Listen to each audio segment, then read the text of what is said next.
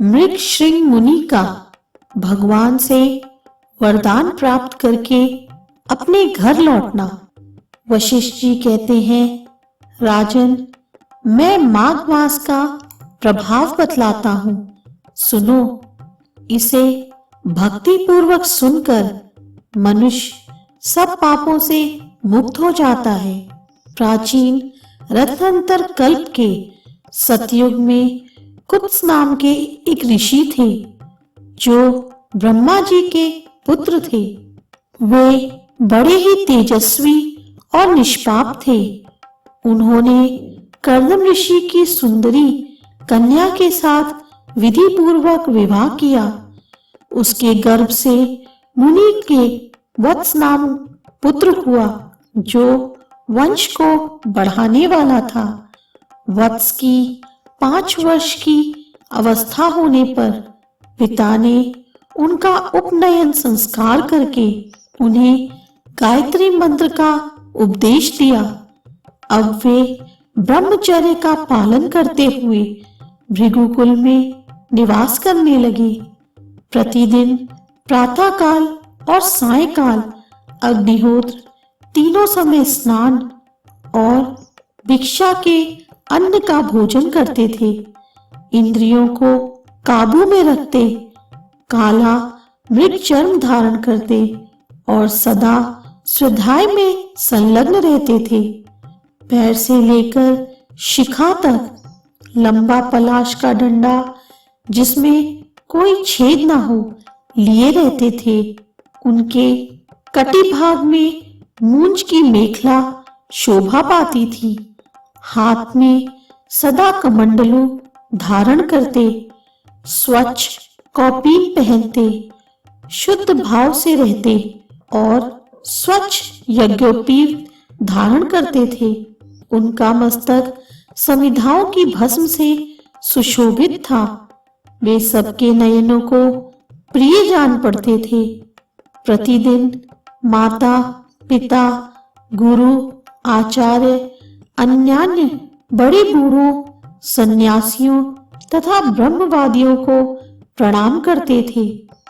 बुद्धिमान वत्स ब्रह्म यज्ञ में तत्पर रहते और सदा शुभ कर्मों का अनुष्ठान किया करते थे। वे हाथ में पवित्री धारण करके देवताओं, ऋषियों और पितरों का तर्पण करते थे। फूल, चंदन और गंध आदि को कभी हाथ से नहीं छूते थे। मौन होकर भोजन करते, मधु, पिण्याक और खारा नमक नहीं खाते थे। खड़ाऊ नहीं पहनते थे तथा सवारी पर नहीं चढ़ते। शीशे में मुंह नहीं देखते। दंत धावन, तांबूल और पगड़ी आदि से परहेज रखते थे। नीला, लाल तथा पीला वस्त्र, खाट, आभूषण तथा और भी जो वस्तुएं ब्रह्मचर्य आश्रम के प्रतिकूल बताई गई हैं, उन सब का वे स्पर्श तक नहीं करते थे।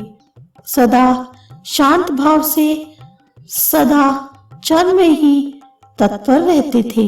ऐसे आचारवान और विशेषता ब्रह्मचर्य का पालन करने वाले वत्स मुनि सूर्य के मकर राशि पर रहते माघ मास में भक्ति पूर्वक प्रातः स्नान करते थे। वे उस समय विशेष रूप से शरीर की शुद्धि करते थे।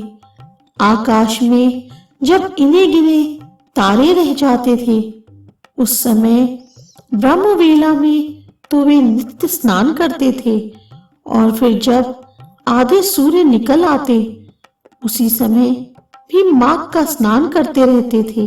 वे मन ही मन अपने भाग्य की सराहना करने लगे। अहो, इस पश्चिम वाहिनी कावेरी नदी में स्नान का अवसर मिलना प्रायः मनुष्यों के लिए कठिन है, तो भी मैंने मकराट में यहाँ स्नान किया। वास्तव में मैं बड़ा भाग्यवान हूँ। समुद्र में मिली हुई जितनी नदियां हैं, उन सब का प्रवाह जहाँ पश्चिम या उत्तर की ओर है, उस स्थान का प्रयाग से भी अधिक महत्व बतलाया गया है। मैंने अपने पूर्व पुण्यों के प्रभाव से आज कावेरी का पश्चिमगामी प्रभाव प्राप्त किया है। वास्तव में मैं कृतार्थ हूँ, कृतार्थ हूँ, कृतार्थ हूँ। इस प्रकार सोचते हुए वे प्रसन्न होकर कावेरी के जल में तीनों काल स्नान करते थे। उन्होंने कावेरी के पश्चिमगामी प्रवाह में 3 साल तक माघ स्नान किया। उसके पुण्य से उनका अंतःकरण शुद्ध हो गया। वे ममता और कामना से रहित हो गए। तदनंतर माता, पिता और गुरु की आज्ञा लेकर वे सर्व पापनाशक कल्याण तीर्थ में आ गए। उस सरोवर में भी 1 मास तक माघ स्नान करके ब्रह्मचारी वत्स मुनि तपस्या करने लगे। राजन, इस प्रकार उन्हें उत्तम तपस्या करते देख भगवान विष्णु प्रसन्न होकर उनके आगे प्रत्यक्ष प्रकट हुए और बोले, महाप्राज्ञ मृगश्रृंग, मैं तुम पर बहुत प्रसन्न हूँ। यूं कहकर भगवान पुरुषोत्तम ने उनके ब्रह्मरंध्र यानी मस्तक का स्पर्श किया। तब वत्स मुनि समाधि से विरत हो जाग उठे और उन्होंने अपने सामने ही भगवान विष्णु को उपस्थित देखा।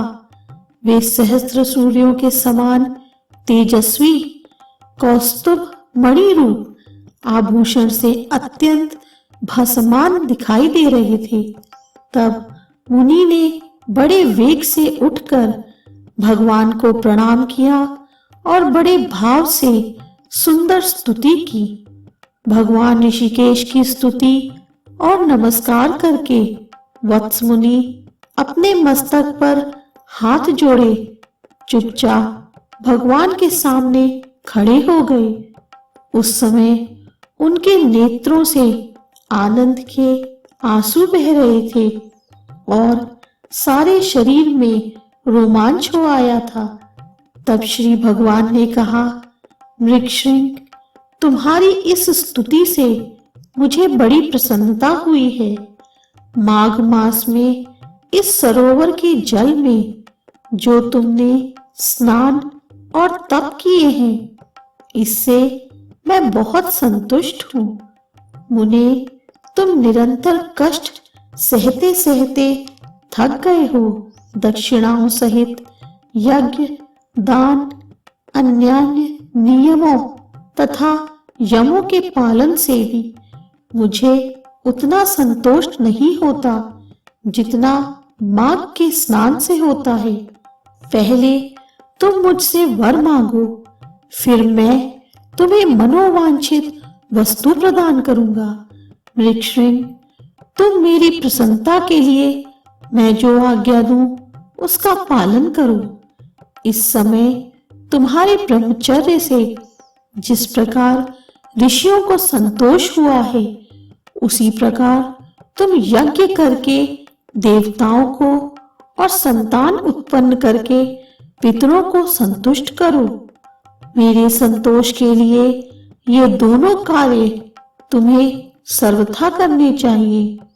अगले जन्म में तुम ब्रह्मा जी के पुत्र महाज्ञानी ऋषभु नामक जीवन मुक्त ब्राह्मण हो जाओगे और निदात को वेदांत वाक्य जन्य ज्ञान का उपदेश करके पुनः परम धाम को प्राप्त होगे। मृगश्रृंग बोले, देव देव, संपूर्ण देवताओं द्वारा वंदित जगन्नाथ, आप यहाँ सदा निवास करें और सबको सब प्रकार के भोग प्रदान करते रहें। आप सदा सब जीवों को सब तरह की संपत्ति प्रदान करें। भगवान, यदि मैं आपका कृपा पात्र हूँ तो यही एक वर जिसे निवेदन कर चुका हूँ, देने की कृपा करें। कमल नयन चरणों में पड़े हुए भक्तों का दुख दूर करने वाले अच्युत, आप मुझ पर प्रसन्न होइए। शरणागत वत्सल, मैं आपकी शरण में आया हूँ।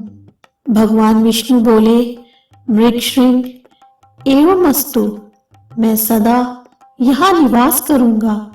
जो लोग यहाँ मेरा पूजन करेंगे उन्हें सब प्रकार की संपत्ति हाथ लगेगी। विशेषता जब सूर्य मकर राशि पर हो, उस समय इस सरोवर में स्नान करने वाले मनुष्य सब पापों से मुक्त हो मेरे परम पद को प्राप्त होंगे। व्यतिपात योग में अयन प्रारंभ होने के दिन, संक्रांति के समय, विषुव योग में पूर्णिमा और अमावस्या तिथि को तथा चंद्र ग्रहण और सूर्य ग्रहण के अवसर पर यहाँ स्नान करके यथाशक्ति दान देने से और तुम्हारे मुख से निकले हुए इस स्तोत्र का मेरे सामने पाठ करने से मनुष्य मेरे लोक में प्रतिष्ठित होगा। भगवान गोविंद के यों कहने पर उन ब्राह्मण कुमार ने पुनः प्रणाम किया और भक्तों के अधीन रहने वाले श्री हरि से फिर एक प्रश्न किया।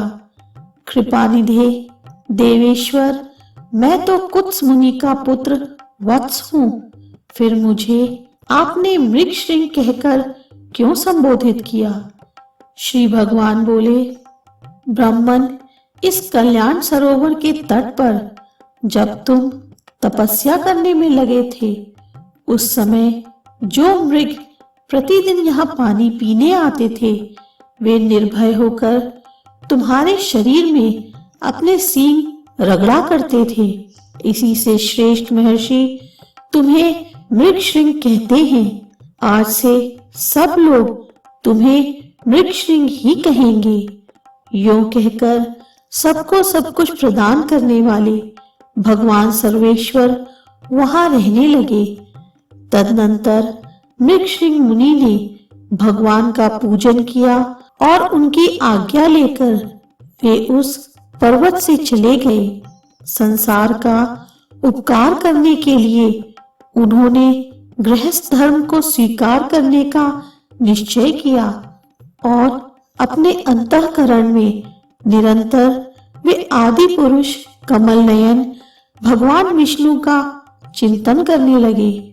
अपनी जन्मभूमि भोजराजनगर में घर आकर उन्होंने माता और पिता को नमस्कार करके अपना सारा समाचार कह सुनाया। माता पिता के नेत्रों में आनंद के आंसू छलक आए। उन्होंने पुत्र को छाती से लगाकर बारंबार उसका मस्तक सूंघा और प्रेम पूर्वक अभिनंदन किया। वत्स अपने गुरु को प्रणाम करके फिर स्वाध्याय में लग गए। पिता, माता और गुरु तीनों की प्रतिदिन सेवा करते हुए उन्होंने संपूर्ण वेदों का अध्ययन किया और गुरु की आज्ञा ले विधि पूर्वक व्रत स्नान और उत्सर्ग का कार्य पूर्ण किया। तत्पश्चात महामना मृगश्रृंग अपने पिता से इस प्रकार बोले, तात, पुत्र की उत्पत्ति के लिए पिता और माता को जो क्लेश सहने पड़ते हैं, उनका बदला 100 वर्षों में भी नहीं चुकाया जा सकता। अतः पुत्र को उचित है कि वह माता पिता तथा गुरु का भी सदा ही प्रिय रहे। इन तीनों के अत्यंत संतुष्ट होने पर सब तपस्या पूर्ण हो जाती है। इन तीनों की सेवा को ही सबसे बड़ा तप कहा गया है। इनकी आज्ञा का उल्लंघन करके जो कुछ भी किया जाता है वह कभी सिद्ध नहीं होता। विद्वान पुरुष इन्हीं तीनों की आराधना करके तीनों लोकों पर विजय पाता है। जिससे इन तीनों को संतोष हो, वही मनुष्यों के लिए चारों पुरुषार्थ कहा गया है। इसके सिवा जो कुछ भी है वह उपधर्म कहलाता है। मनुष्य को उचित है कि वह अखंड ब्रह्मचर्य का पालन करते हुए पिता से क्रमशः 3, 2 या 1 वेद का अध्ययन करने के पश्चात गृहस्थ आश्रम में प्रवेश करे। यदि पत्नी अपने वश में रहे तो गृहस्थ आश्रम से बढ़कर दूसरी कोई वस्तु नहीं है। पति और पत्नी की अनुकूलता धर्म, अर्थ और काम की सिद्धि का प्रधान कारण है। यदि स्त्री अनुकूल हो तो स्वर्ग से क्या लेना है, घर ही स्वर्ग हो जाता है। और यदि पत्नी विपरीत स्वभाव की मिल गई तो नरक में जाने की क्या आवश्यकता है। यही नरक का दृश्य उपस्थित हो जाता है। सुख के लिए गृहस्थ आश्रम स्वीकार किया जाता है, किंतु वह सुख पत्नी के अधीन है। यदि पत्नी विनयशील हो तो धर्म, अर्थ और काम की प्राप्ति निश्चित है। जो गृह कार्य में चतुर, संतानवती, पतिव्रता, प्रिय वचन बोलने वाली और पति के अधीन रहने वाली है, ऐसी उपयुक्त गुणों से युक्त नारी स्त्री के रूप में साक्षात लक्ष्मी है। इसलिए अपने समान वर्ण की उत्तम लक्षणों वाली भार्या से विवाह करना चाहिए। जो पिता के गोत्र अथवा माता के सपीपर्ण वर्ग में उत्पन्न ना हुई हो, वह स्त्री विवाह करने योग्य होती है तथा उसी से द्विजों के धर्म की वृद्धि होती है। जिसको कोई रोग ना हो, जिसके भाई हो, जो अवस्था और कद में अपने से कुछ छोटी हो, जिसका मुख सौम्य हो तथा जो मधुर भाषण करने वाली हो, ऐसी भार्या के साथ द्विज को विवाह करना चाहिए। जिसका नाम पर्वत, नक्षत्र, वृक्ष, नदी, सर्प, पक्षी तथा नौकरों के नाम पर ना रखा गया हो, जिसके नाम में कोमलता हो, ऐसी कन्या से बुद्धिमान पुरुष को विवाह करना चाहिए। इस प्रकार उत्तम लक्षणों की परीक्षा करके ही किसी कन्या के साथ विवाह करना उचित है। उत्तम लक्षण और अच्छे आचरण वाली कन्या पति की आयु बढ़ाती है। अतः पिताजी, ऐसी भार्या कहाँ मिलेगी? कुत्स ने कहा, परम बुद्धिमान मृगश्रृंग, इसके लिए कोई विचार ना करो। तुम्हारे जैसे सदाचारी पुरुष के लिए कुछ भी दुर्लभ नहीं है।